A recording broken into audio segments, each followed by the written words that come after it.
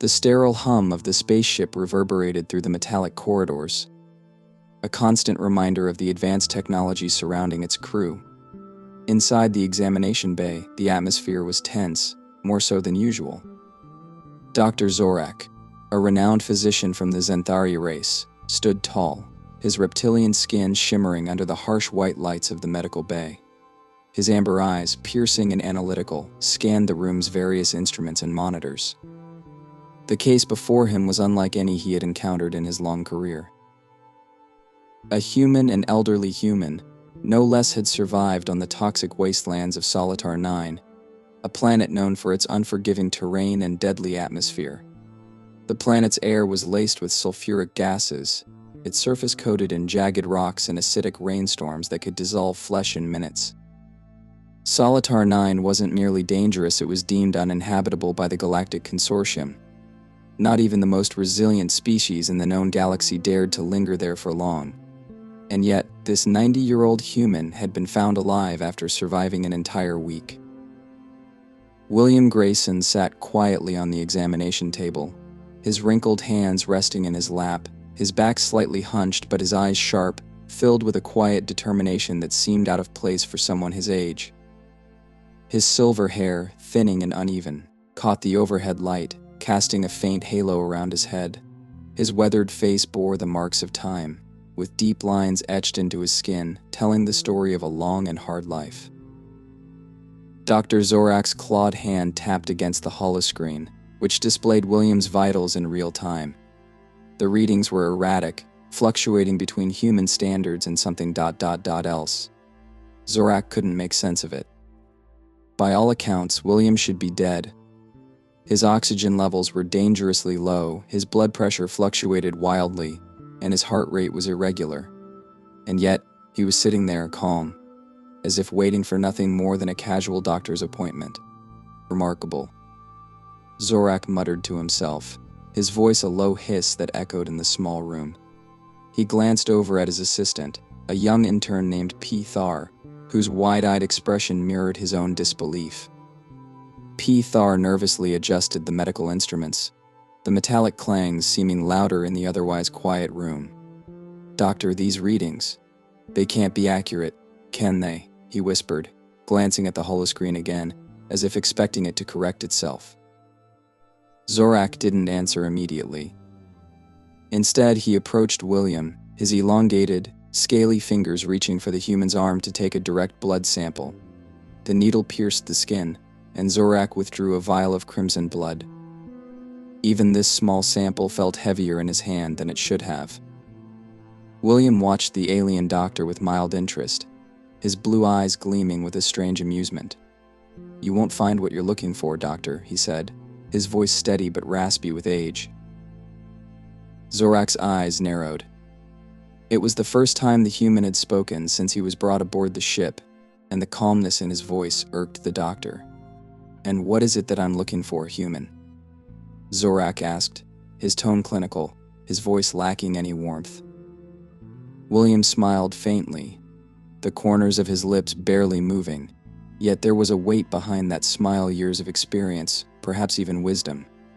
"Answers, but you won't find them in your machines or in my blood." Zorak scoffed, irritated by the cryptic response. "We'll see about that," he said, turning his attention back to the holoscreen. He quickly inserted the vial into the analyzer, watching as the machine processed the data, eager for the results. The analyzer beeped, and a stream of data flooded the holoscreen. Zorak's eyes widened as he read through the findings. The blood sample showed high levels of cellular degradation, as one would expect from someone William's age. But there were anomalies, strange regenerative properties in his cells that defied logic. It was as though his body was decaying and repairing itself simultaneously, an impossibility for any known species, let alone a human. Zorak blinked, his mind racing to comprehend the data. He had encountered countless species across the galaxy, some with regenerative capabilities, others with enhanced strength or intellect, but humans were notoriously fragile. They weren't built for endurance, especially in hostile environments like Solitar 9. P. Thar, who had been monitoring the readings from the corner of the room, approached hesitantly. "Doctor, is it possible that he's mutated somehow? Could the planet's toxins have caused his body to adapt?" Zorak finished, his voice sharp. He considered the possibility, though it seemed unlikely. Humans were not known for their ability to adapt to extreme conditions, especially not at William's age. Yet here he was, defying every scientific expectation. Zorak turned back to William, his frustration growing. "What are you?" he demanded, his voice no longer calm and detached but edged with genuine curiosity. William chuckled softly, though the sound was more a low rumble than an expression of amusement. Just an old man who's lived long enough to learn a thing or two about survival. Zorak's tail flicked behind him in agitation. He wasn't getting anywhere with this human. He needed more data, more tests. The doctor's reputation was built on his ability to solve even the most perplexing medical mysteries, but this one was testing the limits of his knowledge. "Prepare him for a full-body scan," Zorak ordered, turning to Pthar, who quickly moved to comply. William said nothing as he was guided into the scanning chamber, a cylindrical pod lined with sensors and diagnostic equipment. The door sealed shut with a hiss, and the chamber hummed to life as it began to sweep William's body with high-frequency waves, mapping every cell, every organ, every fiber of his being. Zorak watched the scan unfold on the holoscreen, his amber eyes scanning the data as it streamed in. As expected, the human's body showed extensive wear and tear. His bones were brittle, his muscles weakened, and his organs were far past their prime. But there was something else, something hidden deep within his cells. It was subtle, almost imperceptible, but it was there, a faint, pulsating energy, unlike anything Zorak had ever seen. The energy seemed to flow through William's body like a second bloodstream, weaving through his cells, protecting them, keeping them alive despite the harsh conditions of Solitar 9. It wasn't a natural part of his biology. Zorak was sure of that. It was something external, something that had either been introduced to him or awakened within him during his time on that desolate planet. Zorak's heart raced as the realization hit him. This wasn't just a medical anomaly, this was something far more profound. He quickly ended the scan, his mind already working through the implications. When the chamber door opened, William stepped out slowly, his expression calm, as though nothing unusual had just transpired. Zorak, on the other hand, was far from calm. "Is that energy inside you?" Zorak began, his voice unsteady. "It's not human. What is it?" William raised an eyebrow, his smile widening just a fraction. "I told you, Doctor, you won't find your answers in machines." Zorak's frustration boiled over. "Enough with the riddles, human. What did you encounter on Solitar 9? What happened to you on that planet?" For the first time, William's expression darkened. His eyes, once filled with amusement, now reflected a deeper, more somber emotion. "You wouldn't believe me if I told you," he said quietly. "Try me," Zorak pressed, his tail twitching with impatience. William sighed, the weight of his years evident in that simple breath. "There are things out there, Doctor, things that no amount of science or technology can explain. I didn't just survive on that planet, I was changed. And not by anything you can see or measure." Zorak stared at the old man, his mind spinning with possibilities. Could it be true?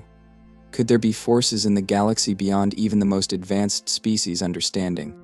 Zorak, a man of science, found the notion absurd.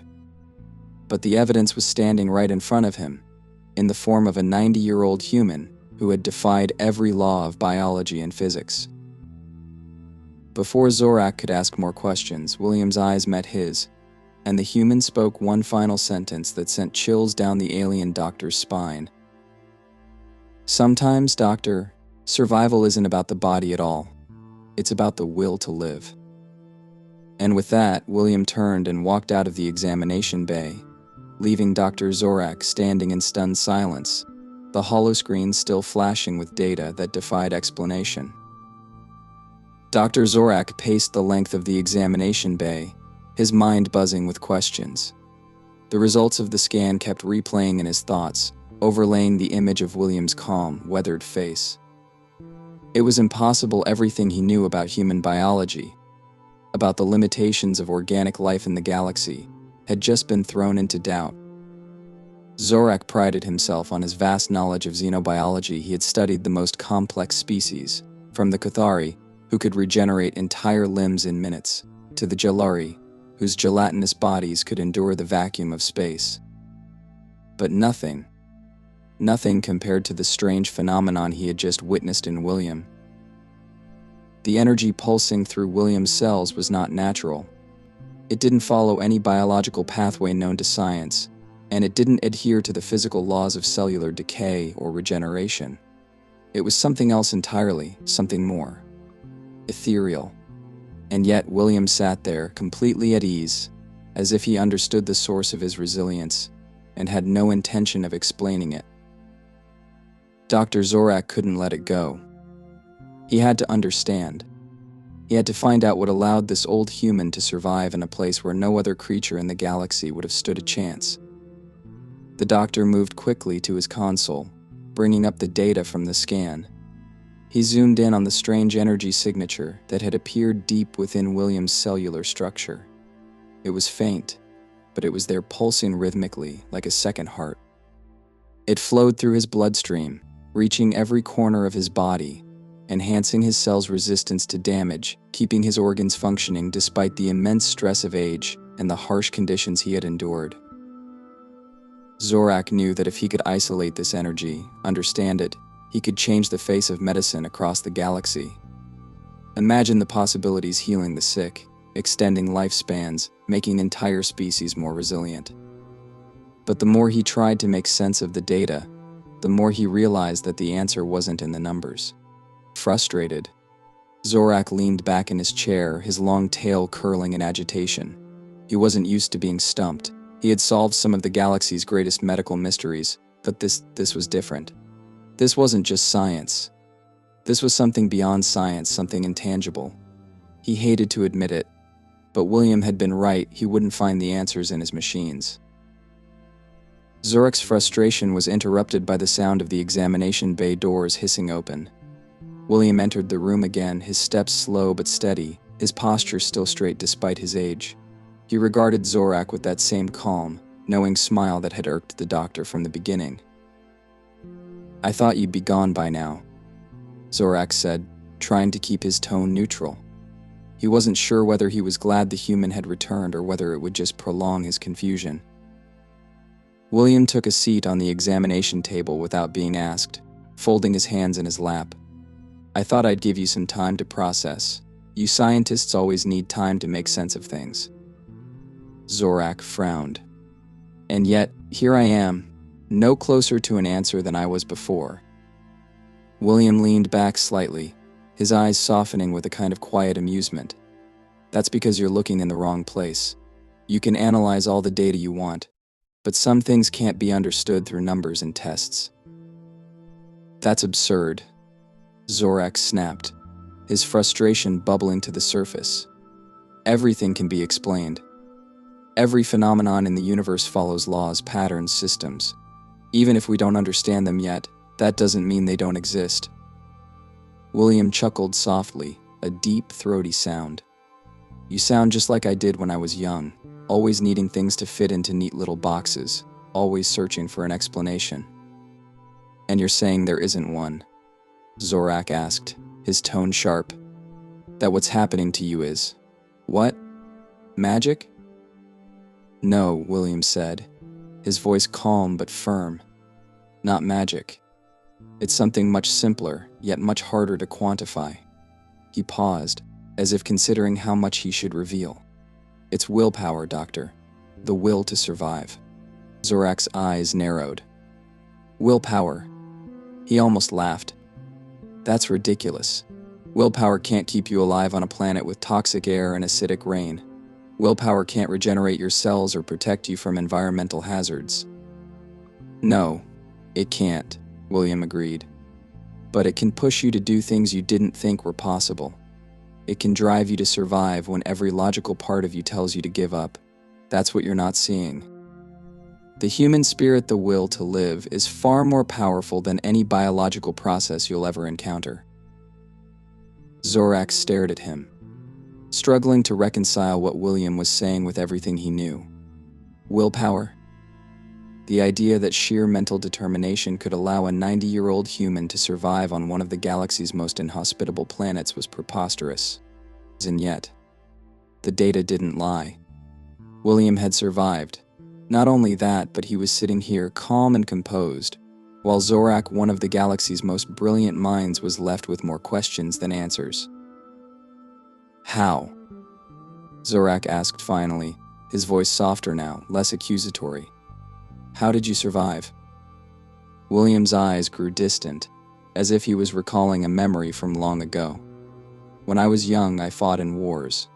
I saw things, did things that no one should have to see or do. There were times when I should have died when everyone around me did. But I didn't. Not because I was stronger or smarter than anyone else, but because I refused to give up. Zorak listened intently, his curiosity piqued. He had read about human wars, their conflicts often trivial compared to the galaxy's larger battles. But there was something about the way William spoke, the weight of his words, that made Zorak take him seriously. There was one moment, William continued, during the worst of the fighting. I was trapped behind enemy lines, injured, no food, no water, no hope of rescue. I was ready to give up. I had lost everything, my friends, my unit. But something inside me wouldn't let me. It kept pushing me, kept telling me to fight.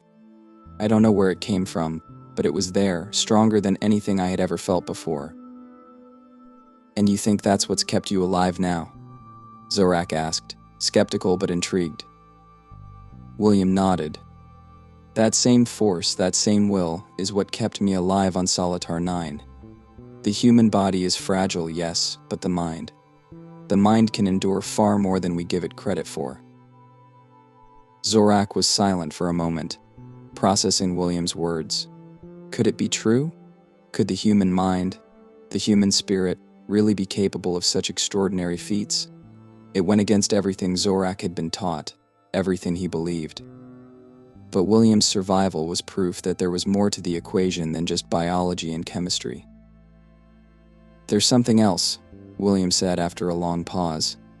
Something I haven't told you yet. Zorak's eyes snapped back to the old man. What? William hesitated, as if unsure whether to continue. Finally, he spoke. On Solitar 9, I wasn't alone. Zorak's heart skipped a beat. What do you mean? There was something there with me, William said, his voice quiet, almost a whisper. I don't know what it was. I never saw it, not really. But I felt it. It was always there, just out of sight, watching me, testing me. Zorak's mind raced. An alien species? Some kind of predator? I don't know, William admitted. But it wasn't hostile, at least not at first. It was curious, like it was waiting for something. Waiting for what? Zorak asked, leaning forward, his curiosity now fully piqued. William shook his head. I don't know, but I think it was waiting for me to break, to give up, to stop fighting. Zorak felt a chill run down his spine. The idea that some unknown entity had been watching William, testing him, was unsettling. But what was even more unsettling was the fact that William had survived whatever it was. And you didn't break, Zorak said softly, more to himself than to William. No, William said, his voice firm. I didn't. The two sat in silence for a long time, the weight of William's words hanging in the air. Zorak didn't know what to make of it.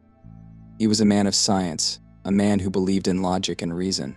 But this defied all of that. Finally, Zorak spoke. What now?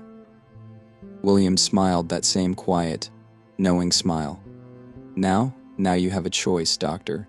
You can spend the rest of your life trying to understand what happened to me, or you can accept that some things are beyond explanation. Zorak stared at him, his mind spinning. Could he really accept that? Could he let go of his need for answers?